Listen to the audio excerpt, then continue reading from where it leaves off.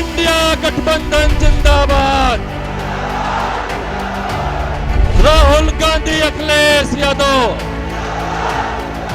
अमेठी में सरेंडर वाले लोग अब सरेंडर कर रहे हैं और मुझे वो समय भी याद है जब अमेठी में मीठी चीनी के लिए कड़वा झूठ बोला गया था। इंडिया गठबंधन जिंदाबाद। ये मत समझिए कि मैं रायबरेली से चुनाव लड़ रहा हूँ। मैं आपका हूँ, अमेठी का हूँ, था और रहूंगा। यूपी के दो लड़कों की जोड़ी इस बार अमेठी और रायबरेली में एक मंच पर नजर आई। अखिलेश यादव ने बीजेपी पर 9-2-11 वाला तंज कसा तो राहुल गांधी ने संविधान के मुद्दे पर बीजेपी को फिर से घेरा। पहली बार किसी राजनीतिक पार्टी ने साफ कहा कि हम इस संविधान को खत्म कर देंगे। अगर ये गायब हो जाएगा तो पब्लिक सेक्टर खत्म हो जाएगा, नौकरियां खत्म हो जाएंगी, रिजर्वेशन खत्म हो जाएगा और आपके जो सारे के सारे हक हैं वो एक के बाद एक आपसे छीन लिए जाएंगे। ये अमेठी की आवाज दिल्ली लखनऊ तक पहुंच रही है। जब से कांग्रेस और समाजवादी पार्टी साथ आए हैं, ये 1 और 1 11 होकर के मुकाबला कर रहे हैं हम लोग। और जब 1 और 1 11 हो गए हैं तो भारतीय जनता पार्टी वाले 9-2-11 हो जाएंगे। रैली से पहले दोनों नेता अमेठी के नंद महर मंदिर में दर्शन के लिए पहुंचे। ये वही मंदिर है जहां राजीव गांधी और मुलायम सिंह यादव भी जाकर आशीर्वाद लिया करते थे और उसके बाद ही प्रचार की शुरुआत किया करते थे। राहुल गांधी ने अमेठी के मंच से पारिवारिक रिश्ता जोड़ा और ये भी कहा कि जो वो रायबरेली के लिए करेंगे वही अमेठी के लिए भी होगा।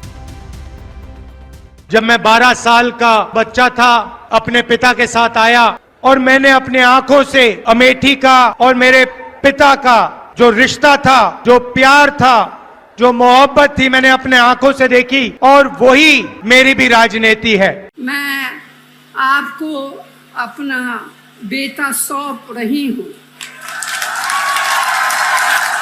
जैसे आपने मुझे अपना माना, वैसे ही राहुल को अपना मान कर रखना है। राहुल अमेठी से अपनी यादें साझा कर रहे थे तो अखिलेश यादव को वो सारस याद आ गया जो विधानसभा चुनाव से पहले सुर्खियों में था। अखिलेश ने सारस का जिक्र करते हुए बीजेपी पर हमला कर दिया। एक हमारे साथी ने सारस से दोस्ती कर ली थी।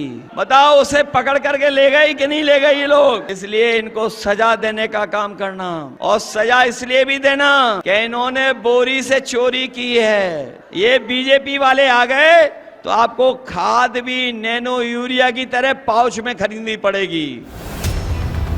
राहुल और अखिलेश ने अमेठी रायबरेली से बीजेपी को घेरा तो अमित शाह ने रायबरेली से राम मंदिर का मुद्दा उठाया और इंडिया गठबंधन के नेताओं से सवाल किया। अयोध्या में राम मंदिर बनना चाहिए था या नहीं बनना चाहिए था? ये कांग्रेस वाले कहते हैं कि राम मंदिर का प्राण प्रतिष्ठा ढंग से नहीं हुआ। ये इंडी अलायंस वाले आएंगे तो राम मंदिर पर फिर से बाबरी ताला लगाएंगे। 2019 में अमेठी जीतने के बाद बीजेपी की कोशिश रायबरेली में भी कमल खिलाने की है। गृह मंत्री अमित शाह की मौजूदगी में समाजवादी पार्टी के टिकट पर विधानसभा पहुंचे मनोज पांडे बीजेपी में शामिल हो गए। अब मनोज पांडे के बीजेपी में आने से 2024 का नतीजा कितना बदलेगा, ये 4 जून को साफ हो जाएगा।